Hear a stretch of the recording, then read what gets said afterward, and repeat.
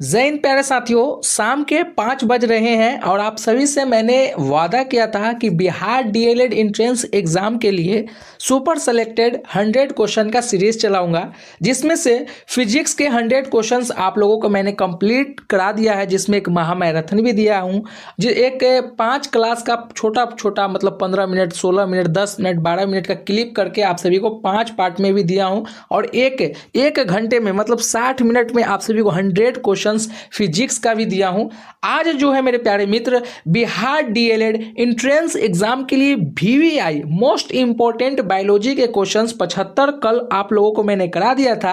आज जो है 25 क्वेश्चन बचे हुए हैं सुपर सेलेक्टेड क्वेश्चंस के, तो आज 25 क्वेश्चंस कराने वाले हैं बायोलॉजी के। प्यारे साथियों, वैसे स्टूडेंट जिन्होंने अभी तक न ही फिजिक्स को देखे हैं न ही बायोलॉजी के क्लास देखे हैं, तो वह सभी प्लेलिस्ट में जाएं और चैनल के अंदर जाकर वह सभी क्लास को देख लेंगे, क्योंकि वह सभी सुपर सेलेक्टेड है। अगर प्यारे मित्र वह सभी क्लास को अगर नहीं करके जाते हैं अपने एग्जामों में, तो मैं यकीन के साथ कहता हूं कि आप बेहतर परफॉर्मेंस नहीं कर पाएंगे, क्योंकि यह सभी क्वेश्चन जो है एग्जाम के पॉइंट ऑफ व्यू से मोस्ट इंपॉर्टेंट है। तो आप सभी जो है अगर नहीं देखे हैं तो जाकर देख ले, अगर देख लिए हैं तो इस क्लास को अवश्य ही देखें, अंत तक देखें और ज़्यादातर क्वेश्चन को सॉल्व करें। अगर नहीं हो पा रहा है तो दोबारा देखें। एक चीज और आप सभी को मेरे प्यारे मित्र, आप लोग कौन कौन से जिले से देख रहे हैं कमेंट बॉक्स में जरूर बताएंगे, क्योंकि मुझे भी तो पता चले कि आप कौन कौन से जिले, बिहार के किस जिले से आप इस क्लास को देख रहे हैं बैठे बैठे।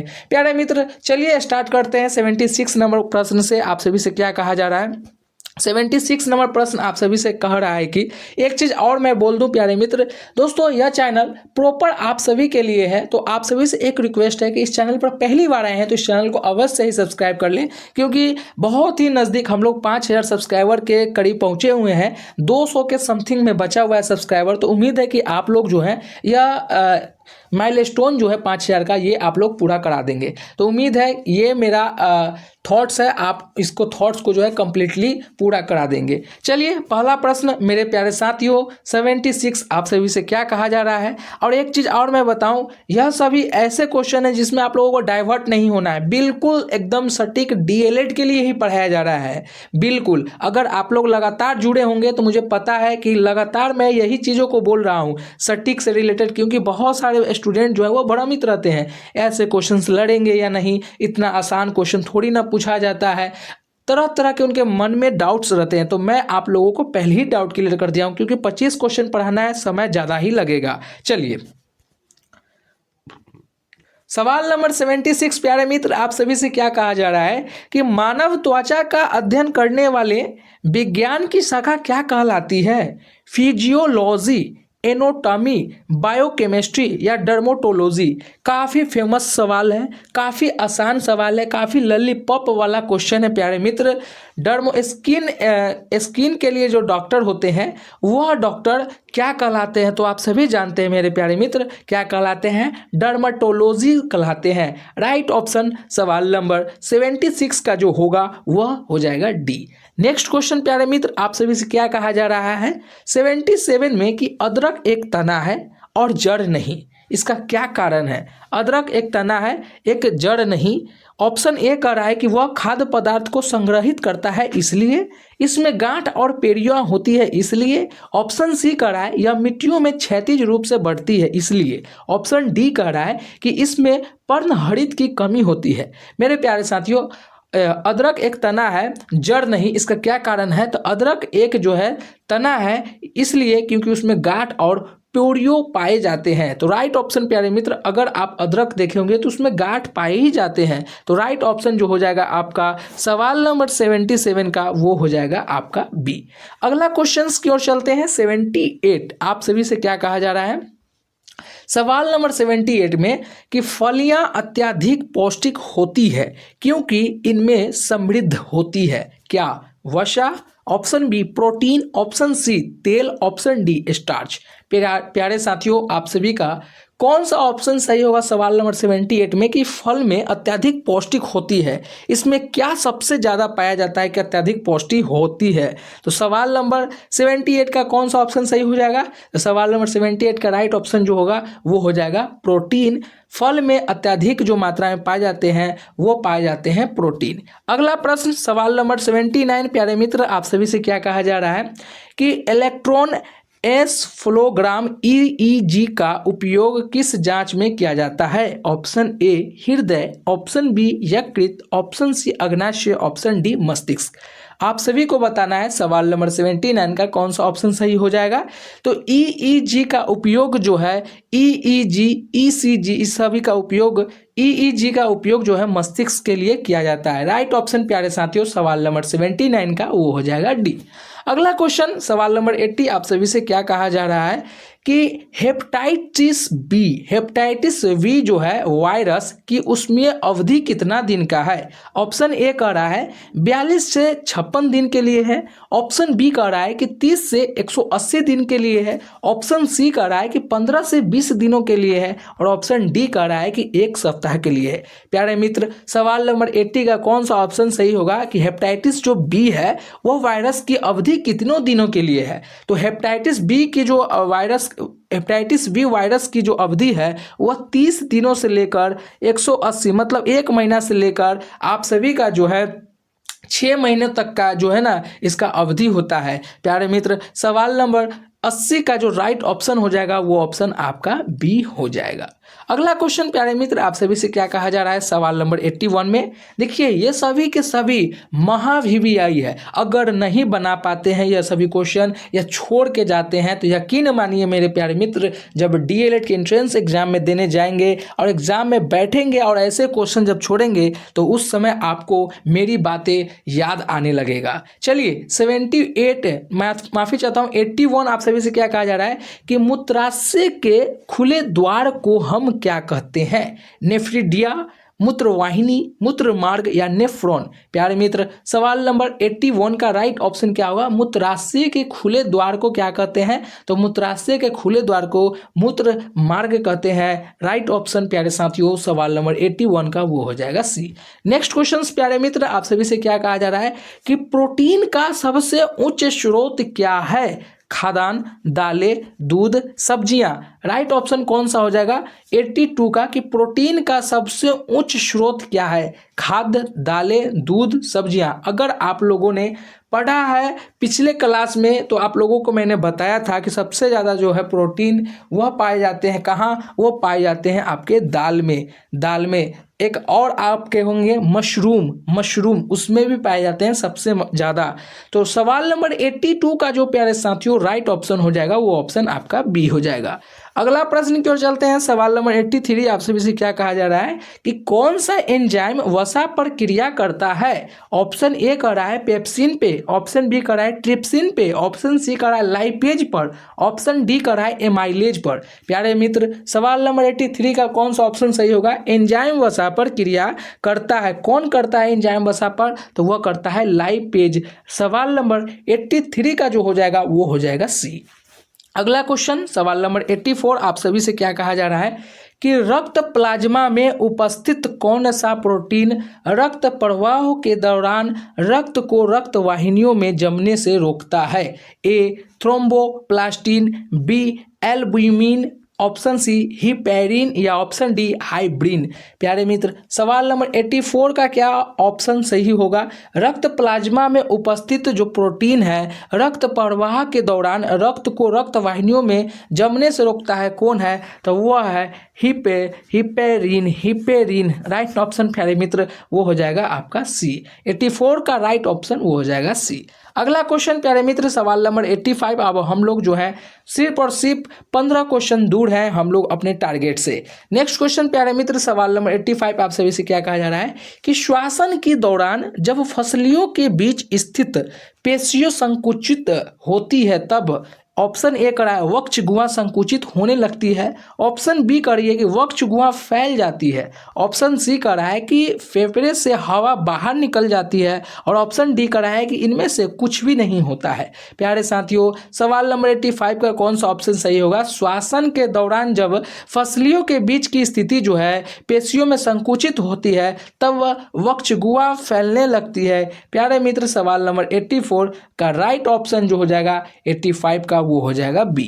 अगला क्वेश्चन प्यारे मित्र, सवाल नंबर 86 आप सभी से क्या कह रहा है कि लसिका में रक्त की तुलना में किसका अभाव सबसे ज़्यादा होता है? ऑप्शन ए करा है लाल रक्त कणिकाओं का। ऑप्शन बी करा है रक्त पट्टिकाणु का। ऑप्शन सी करा है कुछ प्लाज्मा प्रोटीन का। और ऑप्शन डी करा है सभी का अभाव हो जाता है। प्यारे मित्र, 4 ऑप्शन दिया गया है। कहा जा रहा है कि लसिका में रक्त की तुलना में इनमें से किसका अभाव सबसे ज़्यादा होता है? तो सबसे ज़्यादा अभाव होता है लाल रक्त के कणिकाओं का। सबसे ज़्यादा लाल रक्त के कणिकाओं का होता है। प्यारे मित्र, सवाल नंबर 86 का ऑप्शन हो जाएगा ए। अगला क्वेश्चन प्यारे मित्र, सवाल नंबर 87 आप सभी से क्या कहा जा रहा है कि इनमें से किसकी दीवार सबसे मोटी होती है?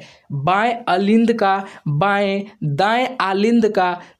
ऑप्शन सी करा है बायां निलय का। ऑप्शन डी करा है दायां निलय का। प्यारे मित्र, सबसे ज़्यादा हार्ट का दीवार सबसे मोटी कौन सा होता है? 87 का कौन सा ऑप्शन सही होगा? तो सबसे मोटी जो दीवार होती है वो होती है बाएं निलय का। राइट ऑप्शन वो हो जाएगा सी। नेक्स्ट क्वेश्चन प्यारे मित्र, सवाल नंबर 88 आप सभी से क्या कहा जा रहा है कि निम्न युग में से कौन सा युग जो है सुमेलित है? आप सभी से पूछा जा रहा है एटीसी का, बीसीजी का, मलेरिया क्लोरोक्विन का या स्किर्वी थायमीन का। प्यारे मित्र, सवाल नंबर 88 का कौन सा ऑप्शन सही होगा? सही जो है आपको जो है युग्म बताना है, पेयर बताना है। तब मलेरिया का जो है ना क्लोरोक्विन का सही जो है पेयर हो जाएगा। प्यारे मित्र, राइट ऑप्शन सवाल नंबर 88 का वो हो जाएगा सी। अगला क्वेश्चन क्या कह रहा है आप सभी से कि अधिकांश कोशिकाओं को लेंस की सहायता के बिना नहीं देखा जा सकता है, इसका क्या कारण है?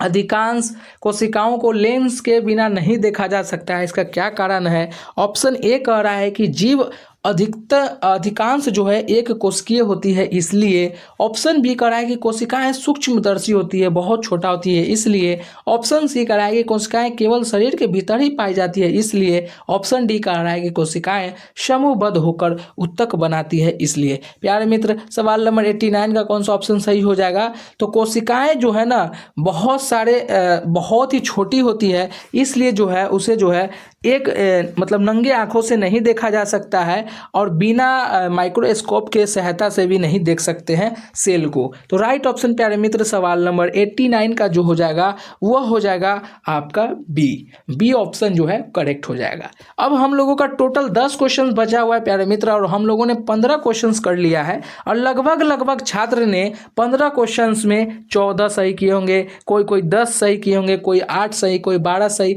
इस प्रकार से सही किए होंगे क्योंकि उनका तैयारी अच्छा है। देखिए क्वेश्चंस थोड़ा नए आते जाते हैं जिसके कारण बहुत सारे स्टूडेंट जानते हुए भी मिसअंडरस्टैंडिंग हो जाता है, तो इसमें कोई गलती नहीं है। आप लोग कंटिन्यूअस जो है ना फोकस करें अपने स्टडी पर, यकीन मानिए आप बेहतर परफॉर्मेंस करेंगे अपने एग्जामों में। अगर लगातार नहीं पढ़ रहे हैं, थोड़ा पढ़ें, लगातार पढ़ें। अगर लगातार नहीं पढ़ रहे हैं तो आप अपने एग्जाम में अच्छे परफॉर्मेंस नहीं कर पाएंगे, चाहे आप कितना भी बहुत बड़े तोप क्यों नहीं हो, बहुत बड़ा मतलब विद्वान क्यों ना हो। अगर आप शुरू से लेकर अंत तक, अंत भला तो सब भला, शुरू से लेकर अंत तक थोड़ा ही करके नहीं पढ़ रहे हैं और एग्जाम के एडमिट कार्ड के बाद अगर सोच रहे हैं तो आपका विकेट गिरना तय है। निश्चित है कि आपको क्लीन आउट कर देगा आपके डीएलएड एंट्रेंस एग्जाम के क्वेश्चंस।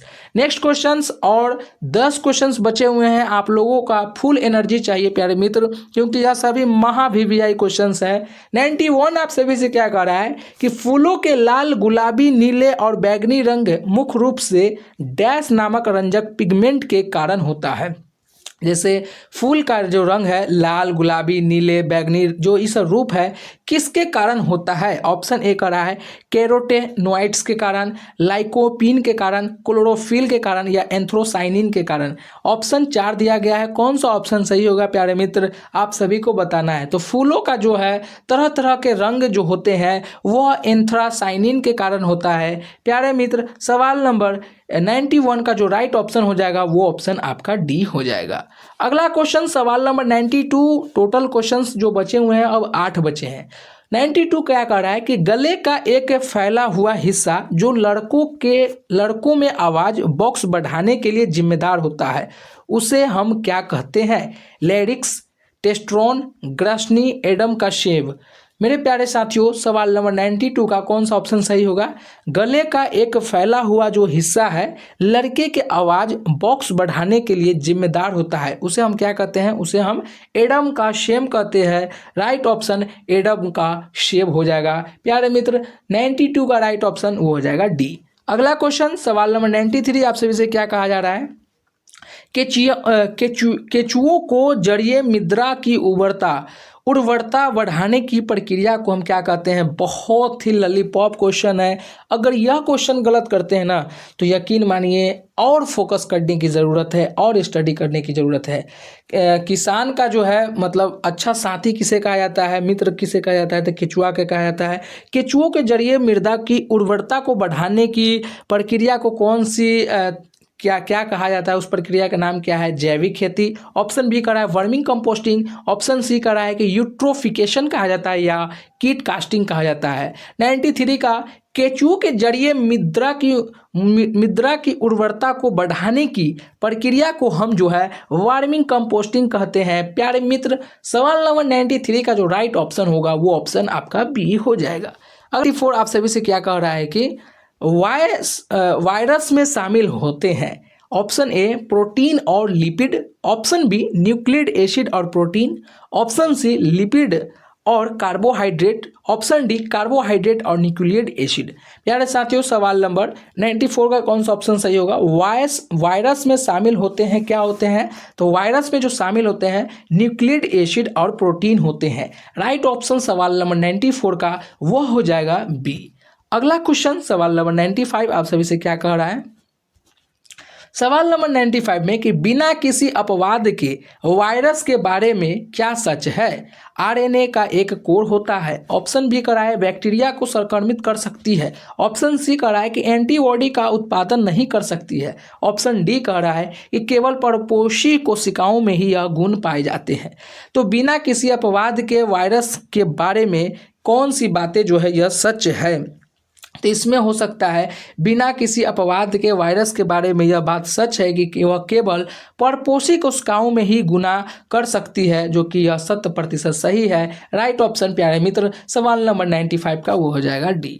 अगला क्वेश्चन सवाल नंबर 96 आप सभी से क्या कहा जा रहा है कि रेबीज क्या है? ऑप्शन ए कृमि रोग, ऑप्शन बी विषाणु जनित रोग, ऑप्शन सी जीवाणु रोग, ऑप्शन डी प्रोटोजोआ रोग। तो मेरे प्यारे साथियों, सवाल नंबर 96 का कौन सा ऑप्शन सही हो जाएगा? रेबीज जो है वह विषाणु जनित रोग है। सवाल नंबर 96 का राइट ऑप्शन बी हो जाएगा। नेक्स्ट क्वेश्चन सवाल नंबर 97 आप सभी से क्या कह रहा है कि पुष्प में नर जनन अंग है जिस स्पोर का, पुष्प केसर का, ऑप्शन सी पुष्प योनि का, ऑप्शन डी क्लोरोफाइसी का। मेरे प्यारे साथियों, सवाल नंबर 97 का कौन सा ऑप्शन सही होगा? पुष्प में नर जनन अंग कौन सा है? तो पुष्प में नर जनन अंग जो है वह पुष्प केसर है। राइट ऑप्शन मेरे प्यारे साथियों वो हो जाएगा सवाल नंबर 97 का बी। अगला क्वेश्चन सवाल नंबर 98 आप सभी से क्या कहा जा रहा है?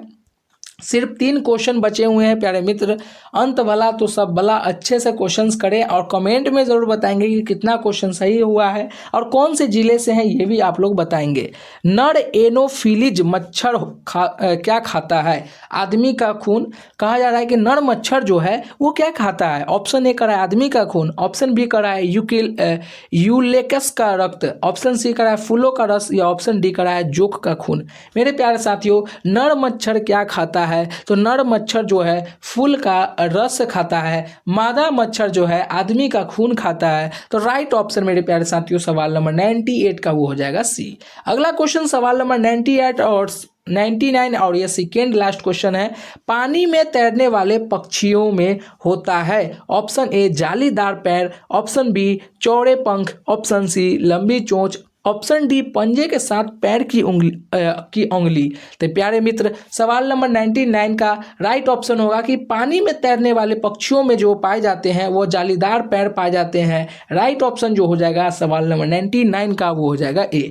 अब यह last question Bihar DElEd entrance exam super selected questions का बायोलॉजी सीरीज के जो है 100 क्वेश्चन का यह लास्ट सीरीज है और मैं आप सभी को इसका मैराथन नहीं कराने वाला हूं प्यारे मित्र। सिर्फ और सिर्फ 3 क्लास में आप सभी को मैंने कंप्लीट किया है, 3 से 4 क्लास में। तो आप इससे देख सकते हैं, मात्र 20 मिनट 25 मिनट का है। अगर आप 1.5 की स्पीड में देखेंगे तो बहुत ही जल्द आप लोग 30-40 मिनट में यह 100 क्वेश्चन को देख लेंगे। तो उम्मीद है कि यह सभी क्लास को अच्छे से आप लोग देख लेंगे। फिजिक्स का, बायोलॉजी का, कल से पॉलिटिकल शुरू होने वाला है। पॉलिटिकल को हम लोग बहुत एक से 2 दिन में खत्म करेंगे, उसके बाद हिस्ट्री को 1 से 2 दिन में खत्म कर लेंगे, है ना। मतलब 27 से 28 तारीख तक जो है लगभग हम लोग अपना पूरा सीरीज को कंप्लीट कर लेंगे। निम्न में से कौन सा सर्वाहारी नहीं है?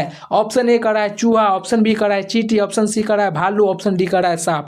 मेरे प्यारे मित्र सर्वाहारी नहीं है। सर्वाहारी कौन नहीं है? सांप। सांप जो है वो सर्वाहारी नहीं है। सांप जो है सादा खाना नहीं खाता है, वह सिर्फ मांसाहारी पदार्थ को खाता है, मांस वाले चीजों को खाता है सांप। राइट ऑप्शन जो हो जाएगा प्यारे साथियों वो हो जाएगा ऑप्शन डी। चलिए नेक्स्ट क्वेश्चन की तलाश न करते हुए आप सभी लोग कितने क्वेश्चंस को सही किए हैं, साथ ही साथ कौन से जिले से आप बिलोंग करते हैं। और एक चीज और भूलना नहीं भूलें, आप लोग चैनल को सब्सक्राइब अवश्य कर दे प्यारे मित्र। फिर मिलते हैं एक नए क्लास में पॉलिटिकल साइंस में।